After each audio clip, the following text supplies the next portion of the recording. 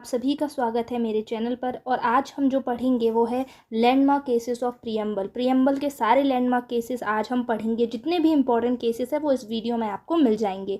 ठीक है, इस केस में हम प्रियम्बल से रिलेटेड जो पॉइंट हैं वो केसेस में डिस्कस करेंगे। बाकी और भी कॉन्स्टिट्यूशन, क्योंकि ये कॉन्स्टिट्यूशन के केसेस हैं, और भी चीज़ें डिसाइडेड होती हैं केसेस में, तो वो डिटेल्ड केस जो हैं उसके ऊपर भी मैं वीडियो लेकर आऊँगी, तो वो वहाँ पर आप देख सकते हैं। और आपको किसी और केस के ऊपर वीडियो चाहिए तो आप मुझे कमेंट सेक्शन में ज़रूर बताइएगा। तो चलिए, प्रियम्बल से रिलेटेड जितने भी लैंडमार्क केसेस हैं वो हम इस वीडियो में देखते हैं। सबसे पहला जो केस आता है वो है री बैरोबेरी यूनियन केस। 1966 का केस है। इस केस की थोड़ा सा बैकग्राउंड में बता देती हूँ। जब भारत और पाकिस्तान का बंटवारा हुआ उस समय कुछ टेरिटरीज पाकिस्तान को गई और कुछ टेरिटरी भारत को गई।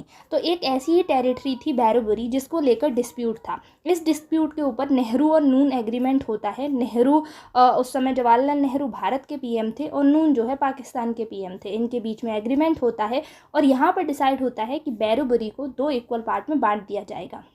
अब ये तो इसका बैकग्राउंड हो गया। यहाँ पर जो मेन सवाल उठता है वो ये सवाल उठता है कि क्या प्रियम्बल कॉन्स्टिट्यूशन का अभिन्न अंग है या कॉन्स्टिट्यूशन का पार्ट है कि नहीं है। बेसिकली ये सवाल उठता है। तो यहाँ पर सुप्रीम कोर्ट ये कहती है कि प्रियम्बल कॉन्स्टिट्यूशन का पार्ट नहीं है।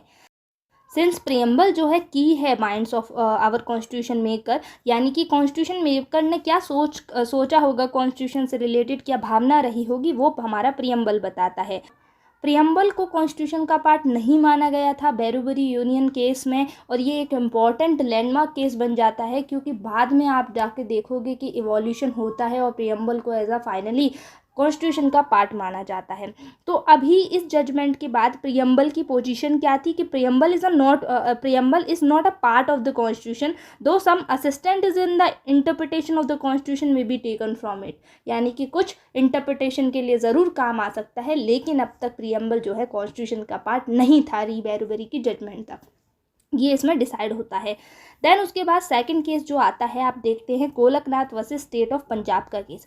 1967 का ये केस है और ये one of the important case है गोलकनाथ का।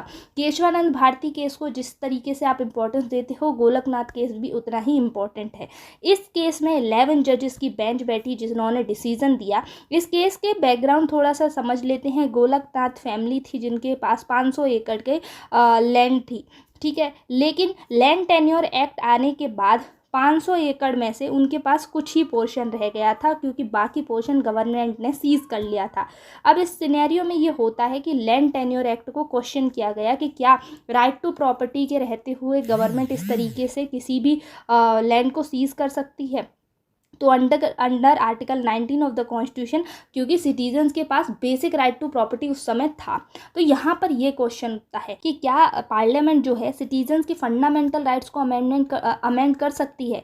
तो क्योंकि यहाँ पर सुप्रीम कोर्ट ये कहता है कि हाँ, पार्लियामेंट के पास ये पावर ज़रूर है कि वो सिटीजन्स के फंडामेंटल राइट्स को अमेंड कर सकती है, लेकिन वो जो पावर है वो अनलिमिटेड नहीं।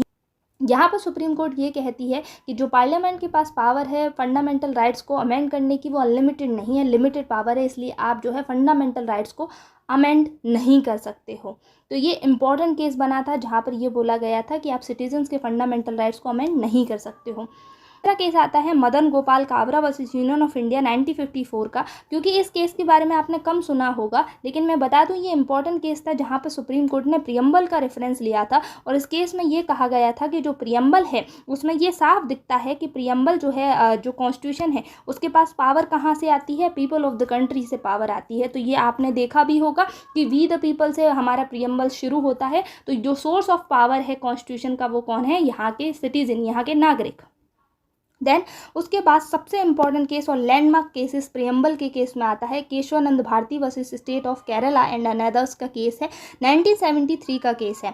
इस केस में क्या हेल्ड किया गया था, इस केस में वो हेल्ड किया गया था जो री बैरोबेरी में साफ इनकार कर दिया गया था कि प्रियम्बल जो है हमारे कॉन्स्टिट्यूशन का पार्ट नहीं है। तो इस केस में सुप्रीम कोर्ट ने ये कहा कि प्रियम्बल जो है कॉन्स्टिट्यूशन का पार्ट है और एक इंटीग्रल पार्ट है।